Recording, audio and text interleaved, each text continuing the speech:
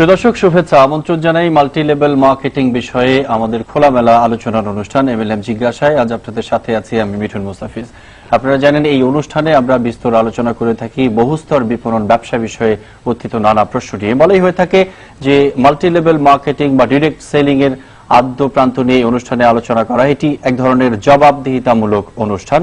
এই অনুষ্ঠানের মধ্য দিয়ে বেশ কিছু তথ্য আপনারা পান, এই বিষয়ে উত্থিত বিভিন্ন প্রশ্নের জবাব আপনারা জেনে থাকেন। বেশ লম্বা বিরতির পরেই শুরু হলো MLM জিজ্ঞাসা। বরাবরের মতোই অনুষ্ঠানে আজ আমার সাথে যোগ দিয়েছেন বাংলাদেশে বহুস্তর বিপণন ব্যবস্থা বা সরাসরি বিপণন ব্যবস্থা ব্যবসার অন্যতম পথিকৃৎ ডেস্টিনি গ্রুপের চেয়ারম্যান মোহাম্মদ রফিকুল আমিন। মিস্টার আমিন, আপনাকে স্বাগত জানাই। ধন্যবাদ। শুরুর দিকে বলছিলাম যে লম্বা বিরতির পর আমরা শুরু করলাম এই অনুষ্ঠান।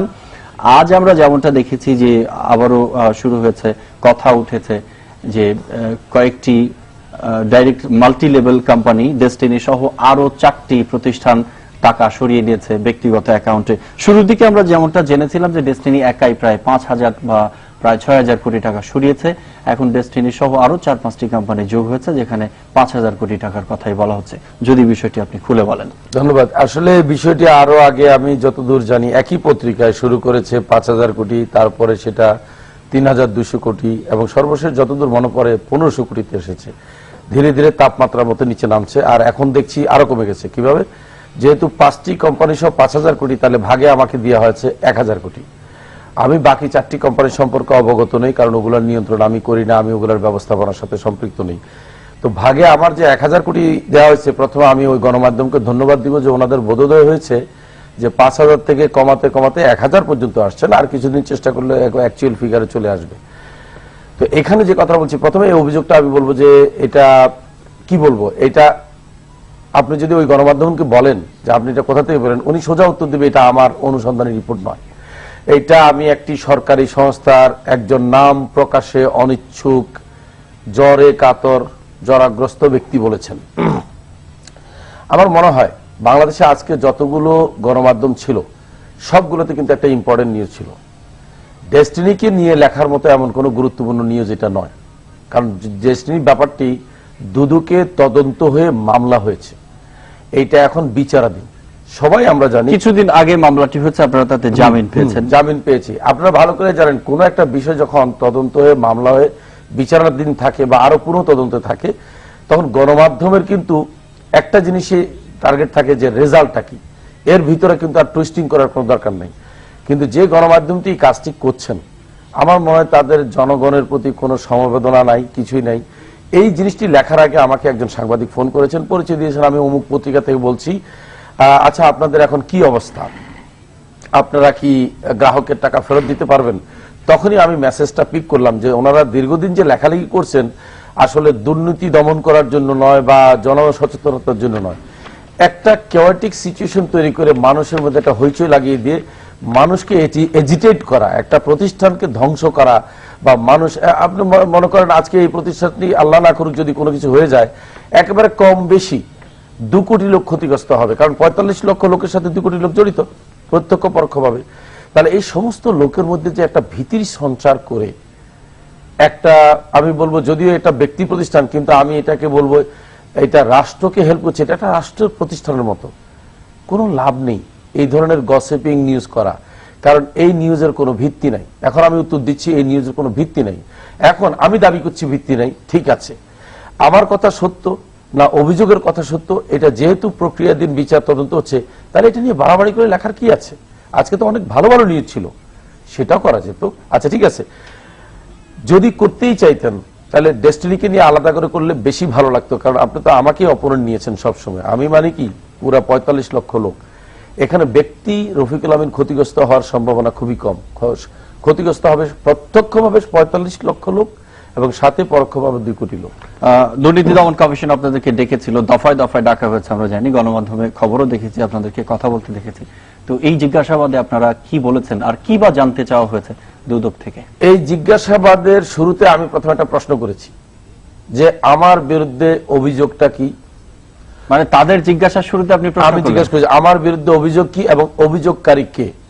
ওনারা খুব ভদ্রভাবে উত্তর দিয়েছেন, আপনার বিরুদ্ধে অভিযোগ হচ্ছে কোটি কোটি টাকা হাতিয়ে নিয়েছেন।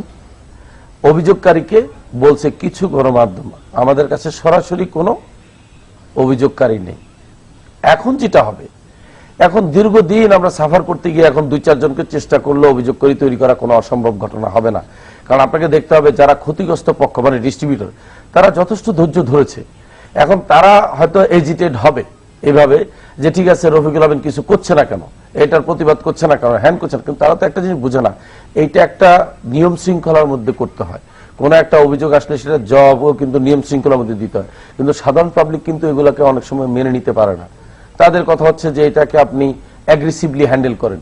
অ্যাগ্রেসিভলি হ্যান্ডেল করতে গেলে আমার চাইতে বেশি ক্ষতি হবে জনগণ, তারপরে ক্ষতিগ্রস্ত হবে রাষ্ট্র, সরকার। দরকার কি? আমি চাচ্ছি যেহেতু একটা মিথ্যা অভিযোগ এসেছে, আমি এই মিথ্যাকে প্রমাণ করবো এটা মিথ্যা।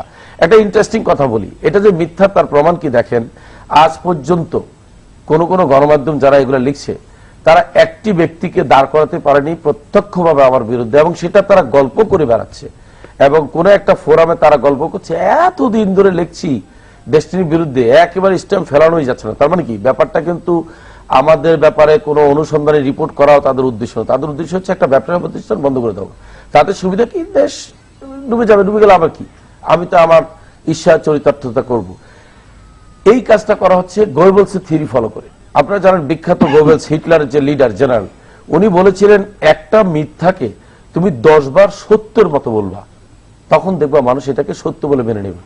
এখন তারা ওই একটাকে 10 বার লেখার চেষ্টা করছে। তা ভাগ্য ভালো যে আমাদের ক্রেতা পরিবেশকরা নিশ্চয়ই গোয়েবলসের থিওরি জানেন, তাই তারা বিশ্বাস করছেন না।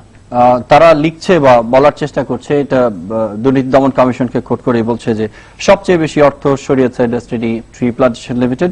প্রতিষ্ঠানটির মূল ব্যবসা গাছ বিক্রি করে তারা 2,335 কোটি 74,85,500 টাকা আয় করেছে। এর মধ্যে তারা 2,106 কোটি 64,65,500 টাকায় সরিয়ে নিয়েছে। কথাটি সত্যি নয়। এই জন্য আমি বলি, আমরা এই কোম্পানিটি হয়েছে আজকে 2006 সাল থেকে এই পর্যন্ত 6 বছর পূর্তি হতে চললো।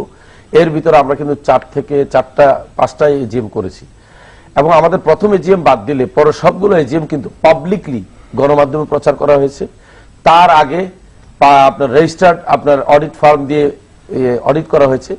আপনার কি মনে হয় যে একটা প্রতিষ্ঠান প্রত্যেক বছর অডিট করছে ধারাবাহিকভাবে, এটা একটা ধারাবাহিকতা আছে, কিন্তু সেখানে তাদের অডিটরদের একটা অবজারভেশন থাকে, পাবলিকলি এটা আপনার পত্রিকা প্রকাশ হচ্ছে, এজিএম করছি, ট্যাক্স দিচ্ছি, এখানে কোনো আয়ের উৎস গোপন নেই, কোনো ঘটনাই গোপন নেই, প্রত্যেকেই জানে। 2300 কোটি 2100 কোটি যাই হোক, প্রত্যেকটা টাকার একারে কড়া গন্ডা হিসাব আছে। অভিযোগটা সেখানে নয়, অভিযোগটা কিন্তু অন্য জায়গায়। আমাকে বলা হয়েছিল যে আপনাকে কে বলেছে এত বেশি কমিশন দিতে। এখন দেখেন এই কথাটা কিন্তু সরাসরি কিন্তু জনগণ বলেছে, আপনাকে এনবিআর দুদকই বলেছে যে আপনি এত বেশি কমিশন দেয়া। এনবিআর বলেছে যে আমি কোট করতে চাই না, আমাকে বলছে যে আপনারা এত কমিশন দেন কেন, আপনাদেরকে কে এত কমিশন দেয়। আমি বললাম দেখেন, কোন একটা সংস্থার কাজ হচ্ছে রেগুলেটরি দেখা, যে আমার আপনার সাথে যে সম্পর্ক সেখানে আমি অনিয়ম করলাম কিনা। আমার বিপণন ব্যবস্থায় আমি 10 টাকা দেবো না 90 টাকা দেবো, এটা সম্পূর্ণ আমার সমবায় অধিদপ্তরও বোধহয় আশঙ্কা প্রকাশ করেছে যে এত বেশি কমিশন দিয়ে কোম্পানি। আমি তাদের একটা নোট দেখেছি যে তাদের কমিশনের হার অধিক, এতে করে ভবিষ্যতে মূলধনের অবক্ষয় হতে পারে। দেখেন এটা কিন্তু ফোরকাস্ট করা হচ্ছে জ্যোতিষের মতো। তবে এই প্রশ্নের উত্তর মানবাধিকার কমিশনের চেয়ারম্যান দিয়েছিলেন, অবশ্য এটা আমরা জেনেছি। অনেক আপনাদের সাথে যারা আছেন পরিবেশক বা স্টেক হোল্ডার, যারা গ্রাহক পরিবেশক, তাদের অনেকেরই এই সময়টা ম্যাচিউর করছে, তাদেরকে টাকা ফেরত দিতে হবে। তো আপনারা তাদেরকে সেই টাকা আমাদের 2006 সালে যারা আমাদের প্রায় 3,500 গ্রাহক যারা 6 বছর মেয়াদি গাছ কিনেছিল আমাদের প্রজেক্ট 1-এর, সেখানে দেখেন গাছ কাটার প্রক্রিয়া চলছে, কারণ সেখানে আপনারা জানেন কতগুলো নিয়ম আছে, আপনাকে নিতে হয়, পারমিশন নিতে হয়। তারপরে আমরা পারমিশন নেওয়ার পাশাপাশি আমরা নিজেরাও কিন্তু ফান্ড নিয়ে রেডি আছি। গাছের অস্তিত্ব নিয়ে যখন প্রশ্ন উঠেছে তখন গাছ কাটার চিন্তা না, কে বলছে? আমাদের এখন এই মুহূর্তে প্রায় 96,000 গাছ, ওই যারা কিনেছে 3,500 লোক, তো প্রায় 96,000 গাছ কিন্তু ম্যাচিওর, কাটার জন্য রেডি। এবং এটা আমরা এটাকে জোত পারমিট বলে, জোত পারমিট পেলে আমরা কেটে ফেলবো। বাট আমরা এদিক দিয়ে ফান্ড নিয়েও রেডি আছি। এখানে আমাদের দেওয়ার প্রমিস ছিল 9 কোটি সামথিং। এই 9 কোটি সামথিং লোকের সংখ্যা 3,500 এবং তাদের সাথে কথা ছিল জুন মাসে ম্যাচিউর হবে, সেপ্টেম্বর 30-এর মধ্যে শেষ করতে হবে দেয়া। অবশ্যই আমরা আপনার এই উত্তরের অংশে ফিরবো। এই যে তথ্যগুলো আপনি দিলেন এবং যে গাছগুলো কাটা হচ্ছে, প্রিপারেশন নেওয়া হচ্ছে, সেসবের পেছনে কোনো প্রচারণা আমরা দেখতে কেন পাচ্ছি না, কিংবা আপনি কেনই বা করছেন না, এই বিষয়গুলো নিয়ে আমরা বিস্তর কথা বলবো ছোট্ট বিরতির পরে। প্রিয় দর্শক, আপনারা দেখছেন MLM জিজ্ঞাসা। ছোট্ট বিরতি নিয়ে ফিরে আসছি। প্রিয় দর্শক, দেখছেন MLM জিজ্ঞাসা, সঙ্গে আছে আমি মিঠুন মুস্তাফিজ। কথা বলছেন ডেস্টিনি গ্রুপের চেয়ারম্যান মোহাম্মদ রফিকুল আমিন। আমরা বিরতির আগে কথা বলছিলাম যে প্রায় 96,000 গাছ কাটার জন্য প্রস্তুতি চলছে, ছাড়পত্র নেওয়ারও ব্যাপার মনে হয় আছে পরিবেশ অধিদপ্তর থেকে। কিন্তু এই যে গাছ আছে, যেগুলো নিয়ে কথা হচ্ছে, গাছের কোনো অস্তিত্ব নেই, কোথায় আপনারা গাছ লাগিয়েছেন, কিভাবে দেবেন, এই বিষয়ের পক্ষে আপনাদের প্রচারণা বা ক্যাম্পেইন কেন? আমি বলছি প্রচারণা কেন, এখন তো আমাদের এমন অবস্থা হয়েছে গত 5 মাস ধরে যে ব্যাংক অ্যাকাউন্ট বন্ধ এবং ব্যবসা বন্ধ, আমাদের পরিবেশকরা কাজ করছে না। আপনাকে একটা দেখেন, একটা শোক বয়ে চলছে। আমরা গেল রোজার ঈদে কাউকে বেতন দিতে পারিনি, ডিস্ট্রিবিউটাররা ঈদ করতে পারেনি। সারা বাংলাদেশ যখন ঈদ করেছে, আমাদের ডিস্ট্রিবিউটাররা কিন্তু কেঁদেছে, আমাদের এমপ্লয়িরা কেঁদেছে। এখানে আমার একটি প্রশ্ন আছে, সেটি হচ্ছে যে 1 থেকে 2 মাস বা 3 মাস বেতন অনিয়মিত পাওয়ার পরে যে কোনো প্রতিষ্ঠানের কর্মীদেরকে আমরা রাস্তায় নামতে দেখি। তো এই যদি বেতন তারা নাই পাচ্ছে, বেতন ভাতা, তাহলে তারা কেন চুপ করে বসে আছে, কিংবা তাদের বহিঃপ্রকাশটা কি? তারা বসে নেই। আসলে আপনারা হয়তো লক্ষ্য করেছেন, বেশ কয়েকটি প্রতিষ্ঠানটা কিন্তু তারা আপনার ইয়ের সামনে, প্রেস ক্লাবের সামনে তারা করেছিল মানববন্ধন, তারা ইভেন প্রেস কনফারেন্সও করেছিল। এটা সঠিক নয়, তারা নেমেছিল। তারা যেটা করেছে সেটা হয়তো মিডিয়া বা যারা গণমাধ্যম আছে ব্যাপক হারে এটা প্রচার করেনি, বরং আমি অন্য জিনিস দেখেছি। আমি একদিন একটা নিউজ পেপার পড়ছি, সেখানে দেখলাম লেখা আসছে যে ব্যাংক অ্যাকাউন্ট খোলার মানে কৌশল অবলম্বন করেছে ডেস্টিনি। মানে ওদের যে বেতন পাচ্ছে না, সেই শোকের সংবাদটা না ছাপিয়ে তারা কৌশলে দাঁড়িয়ে ব্যাংক অ্যাকাউন্ট খোলার একটা অভিনব কায়দা নেমেছে। কে বলছে? ওই একই গণমাধ্যম যে জনগণের পক্ষে কথা বলার কথা, সে জনগণ বিরোধী কথা বলছে।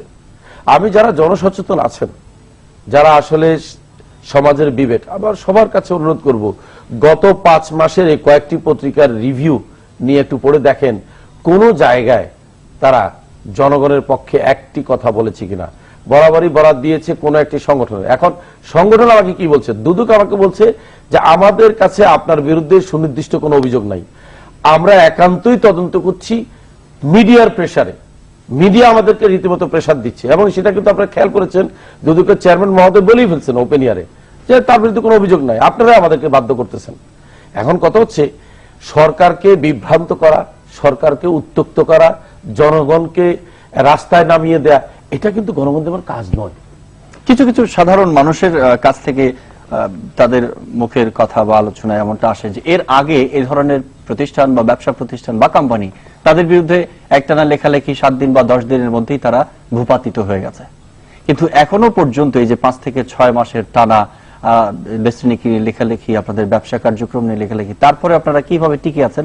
অনেকের কাছেই বিস্ময়। আপনারা কি ম্যানেজ করছেন, ম্যানেজ হয়ে গেছে, নাকি ম্যানেজ করতে আরো সময় লাগবে, নাকি আপনারা ঘুরে দাঁড়াতে পারবেন? আসলে ব্যাপারটা হচ্ছে, আমি বলবো যে রবি ঠাকুরের একটা কথা আমার মনে আসছে, এবং আমি আরো একজন লেখকের গল্প এই মুহূর্তে মনে আসছে না, যে লিখছেন যে তুমি একটি ভালো কাজ করবে, তোমাকে বাধা দেবে না তা হয় না। যদি ভালো কাজটি করো, বাধা না আসে, কাজটি ছেড়ে দাও। আর যদি দেখো প্রচন্ড বাধা এসেছে, কাজটি চালিয়ে যাও। আমি এই কথাটাই বলবো, আমাদের যারা ক্রেতা পরিবেশক, ম্যানেজ করার কিছু নেই। তারা অত্যন্ত মানসিকভাবে শক্তিশালী, আত্মনির্ভরশীল। সেটা ওই গণমাধ্যমগুলো ইতিমধ্যে প্রমাণ পেয়েছে যে বাঙালিরা দুর্বল নয়। বাঙালিরা একবার কিন্তু 71 সালে প্রমাণ করেছে 9 মাসে। আপনি বলেন পৃথিবীতে একটি দেশ দেখান যারা 9 মাসে বাঁশের লাঠি দিয়ে, তলোয়ার দিয়ে, 2-1টা বন্দুক রাইফেল দিয়ে দেশ স্বাধীন করেছে, যখন তাদের বিপরীতে অত্যাধুনিক অস্ত্র সজ্জিত একটা প্রশিক্ষিত মিলিটারি, তারা হানাদার বাহিনী যখন যুদ্ধ করেছে, তারাও পরাজিত হয়েছে। সময় শুধু 9 মাস। কৌতূহল থেকে একটি প্রশ্ন করতে চাই। মোহাম্মদ রফিকুল আমিন, চেয়ারম্যান ডেস্টিনি গ্রুপ, কানাডার পাসপোর্ট তার, 6 মাসের মধ্যে তিনি যে কোনো সময় চলে যেতে পারতেন, তিনি চলেও যাবেন মাঝে মাঝে শোনা গেছে, এখনো কেন যাননি? কিন্তু যাবেন কেন? কানাডার নাগরিকত্ব কেন? বাংলাদেশের লক্ষ লক্ষ লোকের ডুয়েল সিটিজেনশিপ আছে। আপনাকে একটা জিনিস বুঝতে হবে, যারা প্রকৃত বাঙালি, যারা দেশপ্রেমিক, তারা কিন্তু ওই তার জন্মভূমিকেই কিন্তু 1 নম্বর সিটিজেন হিসেবে নেয়। আমি এখনো যদি বাইরে কোথাও যাই, আমার আইডেন্টিটি হচ্ছে আগে আমি বাংলাদেশের নাগরিক। তখন আমি বলি, in addition I have 1 citizenship. আমার এখনো মনে আছে আমি যখন প্রথম ইমিগ্রেশন পাই, আমি কানাডা থেকে যখন আমেরিকা যাই, আমি আমার সবুজ পাসপোর্ট ব্যবহার করেছিলাম বাংলাদেশে ইচ্ছা করে, কারণ আমি দেখাতে চাইছিলাম যে আমি বাঙালি, তুমি আমাকে সেটাই দেখো, আমার যতই কিছু থাকুক কিছু আছে। এটা আসলে ইনটিউশনের ব্যাপার। এখন আপনাকে বুঝতে হবে কারা বলছে। এটা ওই একই, ওই যে আমরা একটা গল্প জানি যে এক হুজুর সারা রাত আপনার ইবাদত করে গোসল করতে গিয়েছে, আর এক চোর সারা রাত চুরি করে গোসল করতে গিয়েছে। ইবাদতকারী বলতেছে আল্লাহর আরেক বান্দা ইবাদত করে আসছে, আর চোর বলতেছে দেখো আরেক চোর আসছে। আমি আমার সম্পর্কে যাদের এই নেতিবাচক ধারণা, আমি বলবো তারা ওই জায়গা থেকে আসছেন, তারা 6 মাস কেন 6 দিনে ভেগে যাওয়ার লোক, তাই তারা সবাইকে দেখলে মনে হয় যে ভেগে যাবে। ভেগে কোথায় যাবেন আপনি? আপনার আমার যত অ্যাসেট, একেবারে 100 ভাগ অ্যাসেট হচ্ছে বাংলাদেশে। আমার সবকিছু, সবচেয়ে বড় কথা হচ্ছে বলেন তো, আমি যদি বাংলাদেশ থেকে বিদেশে কোথাও যাই, আমাকে কয়জন চিনবে? আমাকে তো এই মুহূর্তে বাংলাদেশে লক্ষ লক্ষ লোক চিনে। তাহলে আমার অ্যাডভান্টেজ কোথায়? আমার অ্যাসেট কোথায়? আমি অ্যাসেট বলছি, আমি টাকা বলবো না। যেমন সম্মান কিন্তু এক অ্যাসেট, ভালোবাসা কিন্তু একটা অ্যাসেট, অবশ্যই। ট্রাস্ট হচ্ছে সবচেয়ে বড় অ্যাসেট। আমি ধন্যবাদ দিই যারা আমাকে ট্রাস্ট করে এখনো টিকে আছে, আমিও তাদের সাথে আছি। আমি একটু মানবিক প্রশ্নের দিকে যেতে চাই। গত ঈদের সময় বেস্টিনের যে আমরা জানি 37টি প্রতিষ্ঠান, তার মধ্যে ইনঅ্যাকশনে আছে 4 থেকে 5টি বা 6টি, সফলভাবে 2 থেকে 3টি বা 4টি। তো এই এতগুলো প্রতিষ্ঠানের এতগুলো অফিস, এত পার্সোনাল স্টাফ, এত কর্মী, তারা তাদের বেতন, হ্যাঁ অনেকেই বেতন পাননি, বোনাস পাননি। আমরা সেই মানবতার অবস্থা দেখেছি। 4-5 মাস ধরে সামনে ঈদ আসছে, এখন তাদের কি হবে, কিংবা তাদের বেতন কিভাবে কন্টিনিউ করবে? আল্লাহ রক্ষা করবে, এটা হলো 1 নম্বর কথা, কারণ আল্লাহ সবাইকে রক্ষা করে। আমি এই প্রশ্নটা করার জন্য অসংখ্য ধন্যবাদ। আমি প্রথমে কৃতজ্ঞ আমার এই 2890 জন কর্মকর্তা কর্মচারীর কাছে, কারণ তারা যেই সম্মান, যে ধৈর্য আমাকে দেখিয়েছে, এটা বিরল ঘটনা। কিন্তু এই ধৈর্যের একটা সীমা আছে। আমি এমনও দেখেছি কান্দাকাটি করেছে এবং বলেছে যে স্যার আপনার তো কোনো দোষ দেখি না, আপনার তো দেয়ার কোনো অনিচ্ছাও দেখি না, আপনার দেয়ার ক্ষমতাটাকে তো জিরো করা হয়েছে। তখন আমরা বলেছি চলো আমরা বিভিন্ন ফোরামে যাই। তা আমি এই ফোরামে, আমি আজকের এই অনুষ্ঠানের মাধ্যমে আবেদন করব মাননীয় প্রধানমন্ত্রী বরাবরে, মাননীয় অর্থমন্ত্রী বরাবরে, মাননীয় গভর্নর বরাবরে, যদি আমার দ্বারা কোনো ভুল হয়ে থাকে আমার জন্য আইনের শাস্তির ব্যবস্থা করা হোক, আমার জন্য একটা অ্যাকশন নেওয়া হোক। নয় আমার কর্মচারী, নয় আমার প্রতিষ্ঠানের ডিস্ট্রিবিউটর, যাদের কোনো দোষ নেই, আর আমারটাও কিন্তু প্রমাণ করে আমাকে শাস্তি দিতে হবে। কারণ আমার কথা হচ্ছে, আমার বিরুদ্ধে যদি কোনো গণমাধ্যম অভিযোগ করে, অভিযোগ করতেই পারে, সেই অভিযোগকে তদন্ত করতে হবে, আমি ফেস করব। আমি একটা জিনিস আপনার সামনে আজকে বলবো, আমি কখনো এই দেশ ছেড়ে যাব না যতক্ষণ না আমার সুষ্ঠুভাবে বিচার হয়। আমার বিচারের আমি চাই, ফলাফল চাই। মোহাম্মদ রফিকুল আমিন, আপনার এই সৎ সাহসের জন্য অনেক ধন্যবাদ আমাদের সাথে আলোচনা অংশ নেওয়ার জন্য। প্রিয় দর্শক, আপনারা দেখছিলেন লম্বা বিরতির পরে মাল্টি লেভেল মার্কেটিং নিয়ে জবাবদিহিতামূলক অনুষ্ঠান এমএলএম জিজ্ঞাসা। আমরাও এই অনুষ্ঠান থেকে একটি কথা বলতে চাই, যারা প্রকৃত অপরাধ করেছে, মানুষের সম্পদ ভিন্নভাবে ব্যবহার করছে, মানুষের সম্পদ প্রলোভন দেখিয়ে, প্ররোচনা দিয়ে কেড়ে নিচ্ছে, তাদের অবশ্যই বিচার হবে, বিচার হওয়া উচিত। কোনো অন্যায়ের সাথে নয়, কোনো অপরাধের সাথে সত্যিকার অর্থেই কোনো আপোষ নয়। যে যেমন কর্ম করবে সে তেমনটি ফল পাবে, এটি আমরা মনে প্রাণে বিশ্বাস করি। আগামী দিনগুলোতে এমএলএম জিজ্ঞাসা দেখবেন, অনুষ্ঠানের মধ্য দিয়ে আপনাদের মনে উত্থিত বিভিন্ন প্রশ্নের উত্তর পাবেন। সেই প্রত্যাশায় শেষ করছি আজকের অনুষ্ঠান। সবার জন্য শুভকামনা।